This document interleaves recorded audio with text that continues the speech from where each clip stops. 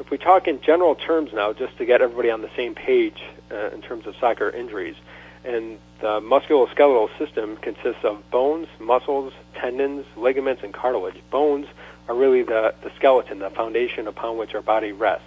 Ligaments are the strong, soft tissues, like pieces of rope, that hold the bones together. The muscles surround the bones and provide the force for us to move. The tendons attach the muscles to the bone. Cartilage covers the ends of the bones inside joints and the cartilage is what helps the bones to move smoothly together when we move.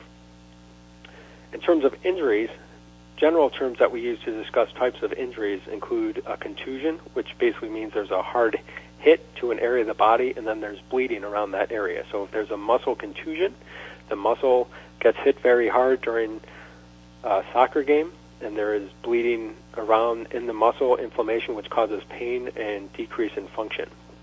Fracture is what we also know as a broken bone. Sprain is an injury to a ligament, and again, a ligament is that structure that holds the bones together surrounding a joint. And the injury to a ligament can be overstretching it can be a partial tear, or it can be a complete tear.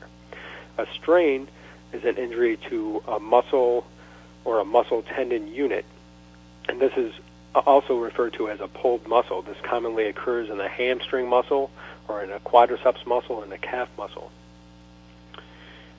Going from head to toe, we know in soccer players that the injuries to the head can be cuts, bruises, broken bones in their face, neck sprains, broken teeth, and a very hot topic recently among all athletes has been concussions.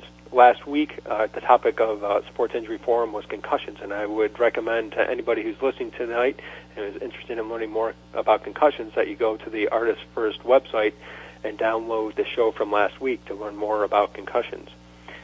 In the upper extremities in soccer players, the significant or more frequent injuries are wrist sprains, wrist fractures, and shoulder dislocations.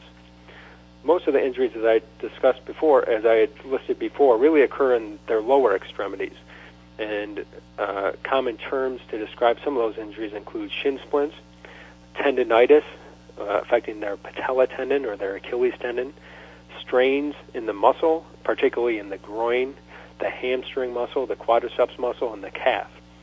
Soccer players, since they're running all the time, they're training, they're putting a lot of stress on their bones, they're also at risk for developing something called a stress fracture, or a broken bone that occurs from repetitive activity and results from an athlete not resting, and the bone becomes overwhelmed over time and it breaks.